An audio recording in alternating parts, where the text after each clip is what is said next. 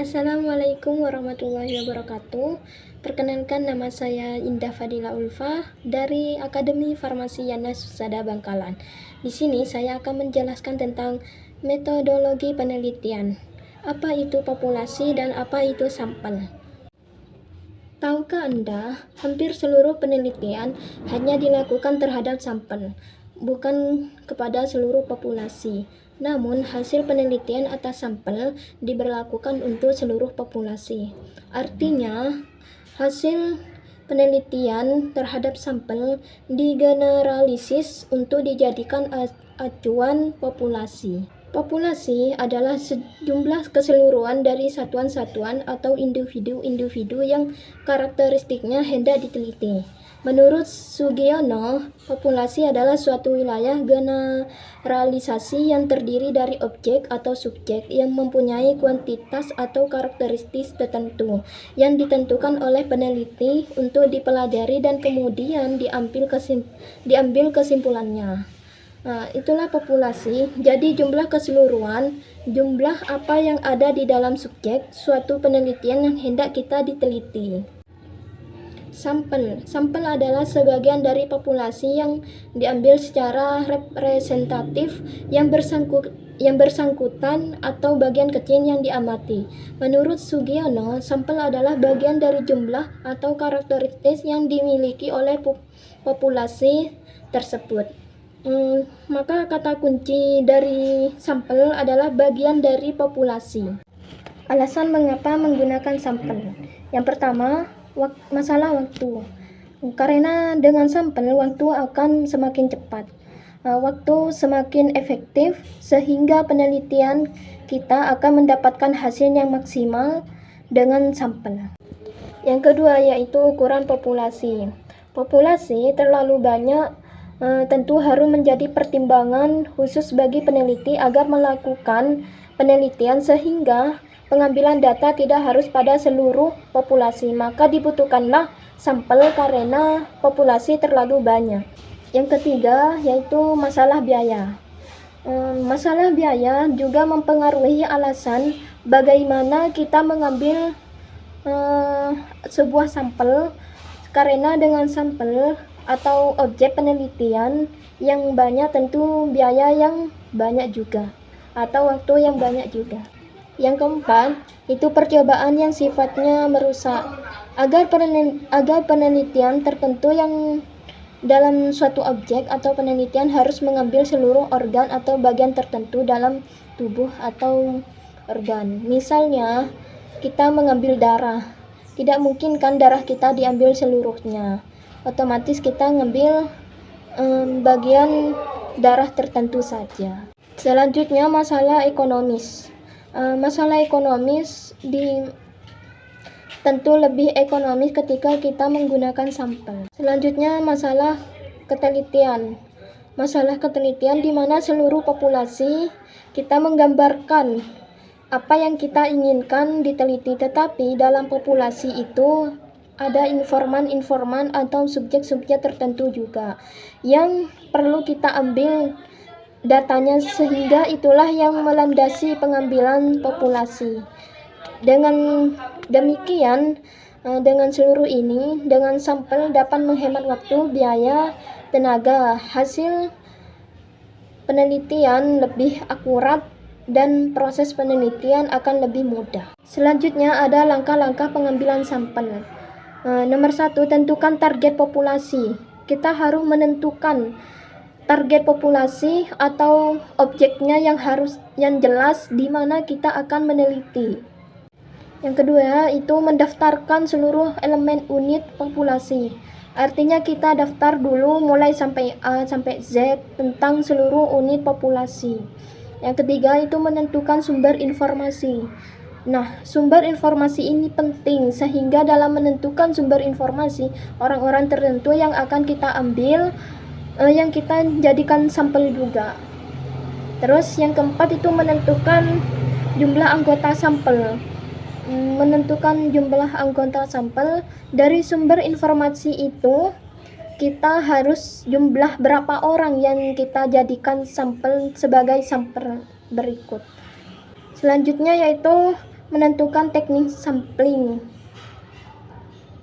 Selain jenis sampling yang kita pilih, kita harus menentukan tekniknya, sehingga kita dalam menentukan penelitian kita akan lebih mudah melakukan langkah-langkah penelitian dengan sampel yang jelas, teknik yang jelas, pendekatan yang jelas, dan tentunya jumlah sampel yang jelas juga. Jenis-jenis dan teknik pengambilan sampel ada dua bagian. Nah, dua hal ini akan menggambarkan seluruh keadaan, yaitu ada probability dan non-probability. Probability sampel ini bahwa probability akan bersifat secara umum, semua orang yang menjadi populasi, sehingga berpotensi untuk dijadikan sampel. Sedangkan non-probability sampling yaitu ada perlakuan-perlakuan khusus sehingga orang-orang tertentu saja yang dapat dijadikan sampel. Selanjutnya yaitu teknik pertama, simple random sampling. Di mana keadaan populasi ini bersifat homogen atau relatif sama. Kalau relatif dan siapapun tanpa menentukan kategori tertentu kita bisa ambil kapanpun, yang penting kita ambilnya secara random sampling. Karena ini dengan teknik random sampling. Nomor 2 yaitu ada proportional stratified random sample.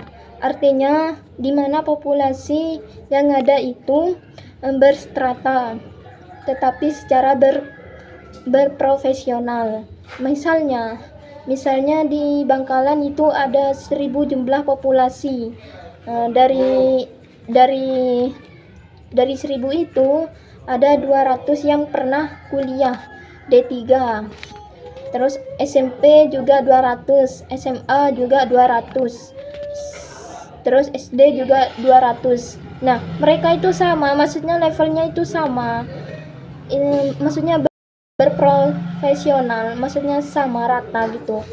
Tetapi kita ngambil secara berprofesional juga, maksudnya masing-masing tuh 10. Kita ngambil tuh dari kuliah itu 10, dari SMA juga 10, dari SMP juga 10 gitu. Terus yang ketiga itu ada disproportional stratified random sampling.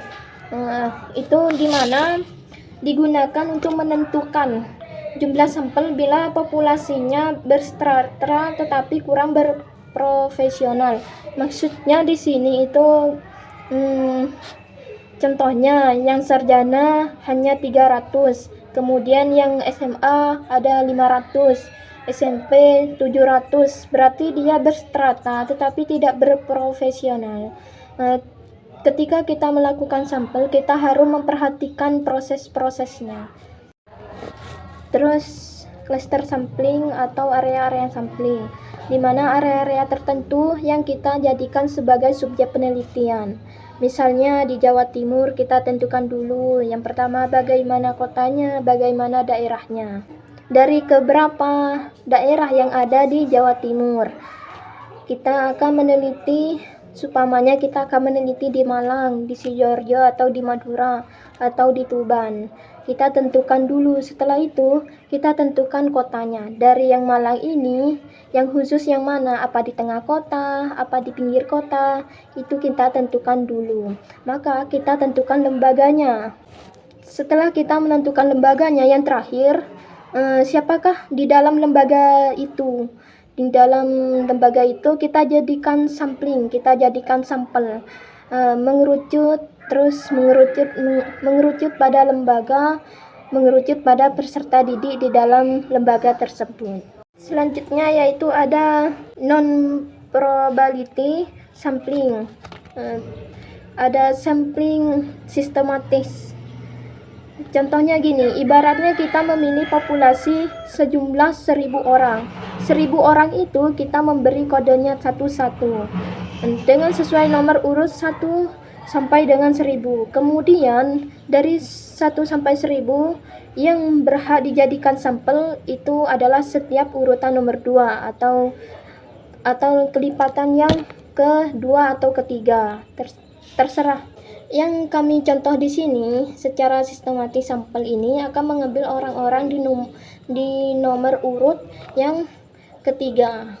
Secara jelas jadikan sampel yang urutan nomor 3 yaitu 1 2 3 kita itu jadikan sampel, terus 4 5 6 dan ini kita akan menjadikan sampel, terus 7 8 9 itu kita akan menjadikan sampel, dan seterusnya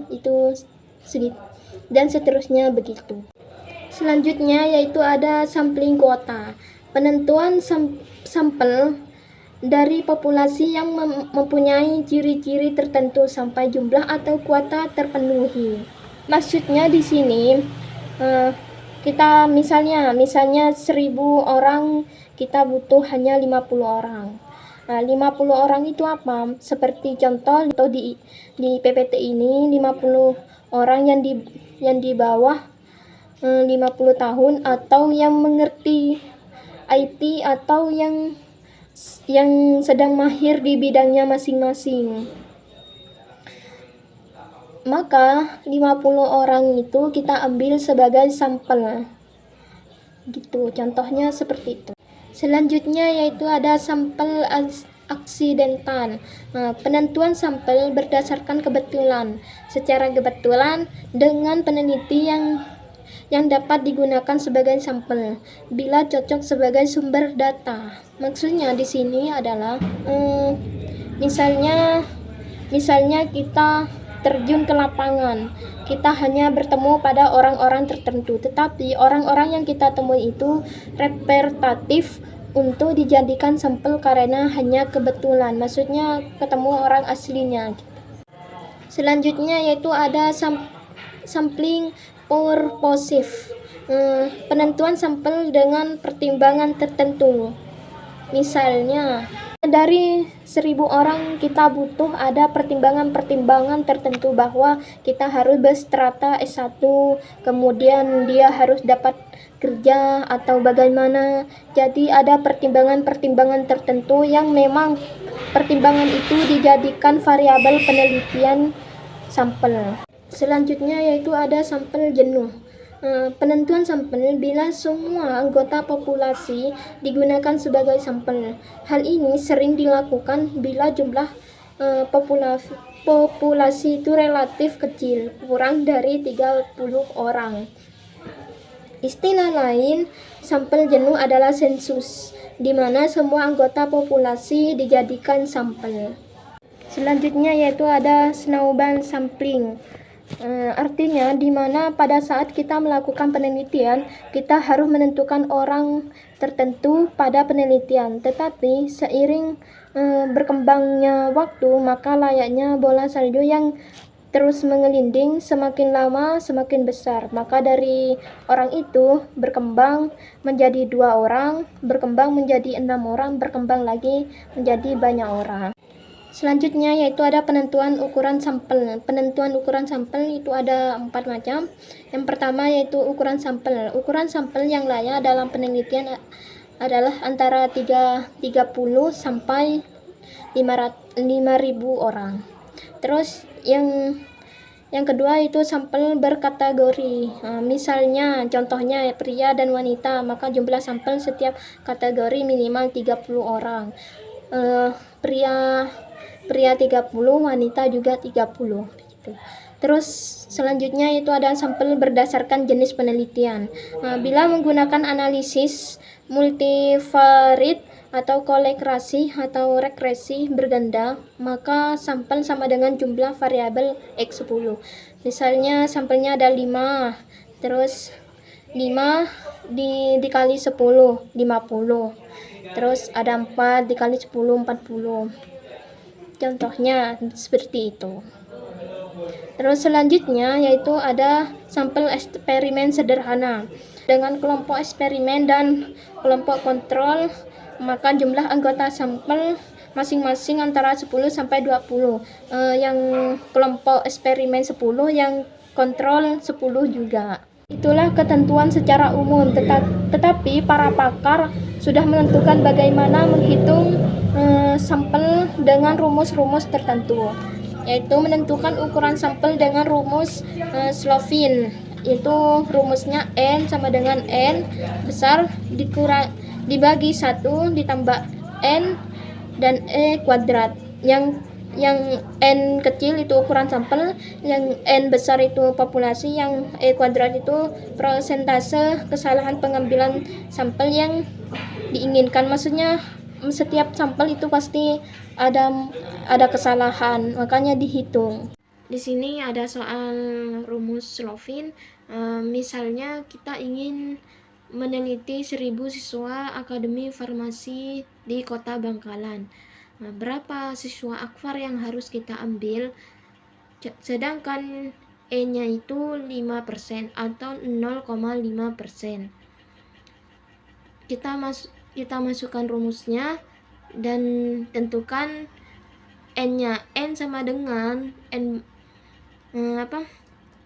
populasinya yaitu 1000 siswa, terus dibagi 1 ditambah 1000 ditambah E-nya 0,05 kuadrat, terus 1000 juga diturunkan sampai 1 tambah 1000 dikali 0,025.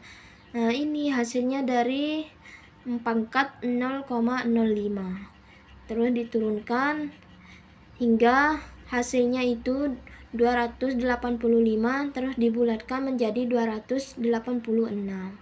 Selanjutnya yaitu ada menentukan ukuran sampel dengan rumus dan tabel penentuan sampel oleh Stephen Isaac dan William Michel. Itu contohnya, ada rumusnya juga dan ada keterangan juga. Ini contoh soal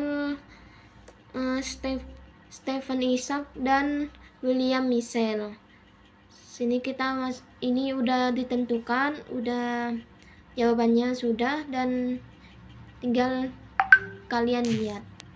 Sini itu juga ada tabelnya penentuan sampel oleh Stephen Isaac dan William Michel. Terus di sini jangan khawatir, soalnya tabelnya itu udah gampang. Misalnya N-nya itu 50, sampelnya berapa persen?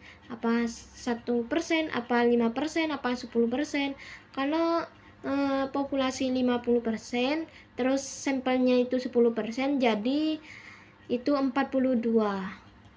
hasilnya. Kita tinggal lihat di tabel aja. Selanjutnya yaitu ada tabel penentuan oleh sampel Kregis atau Morgan. Di sini populasinya, misalnya populasinya 40, sampelnya berarti 36. Terus ada lagi misalnya populasinya 100, sampelnya 80. Tinggal kita lihat di tabel. Selanjutnya itu ada tabel penentuan sampel berdasarkan persentase menurut ion, berdasarkan populasi dan besar sampel. Misalnya ambil besarnya populasi yaitu 0 sampai 100. Besarnya sampel berarti 100%. Ada penentuan ukuran sampel memakai nomogram Harry King. Nah, ini tinggal ditarik. Caranya ya seperti PPT di belakang saya ini. Terus selanjutnya ini ada kesalahan umum dalam menentukan ukuran sampel, yaitu nomor 1, gagal dalam menentukan jumlah anggota populasi yang dapat dipercaya. Nomor 2, menggunakan anggota sampel yang terlalu kecil. Yang ketiga, tidak menggunakan teknik sampling stratified yang disyaratkan. Yang keempat yaitu mengubah prosedur teknik sampling. Yang kelima, mengubah rumus untuk menghitung besarnya anggota sampel. Terus yang keenam, ini anggota sampel yang tidak sesuai dengan tujuan penelitian. Yang ketujuh, mengurangi anggota sampel yang telah ditentukan oleh perhitungannya. Yang kedelapan, memilih grup eksperimen dan grup kontrol dari populasi yang berbeda. Yang sembilan, peneliti yang memakai grup sukarela lupa atau sengaja tidak membedakan dengan grup wajib, dan akibatnya peneliti gagal dalam menginterpretasikan hasil penelitiannya. Sekian dari presentasi saya, kurang lebihnya mohon maaf. Assalamualaikum warahmatullahi wabarakatuh.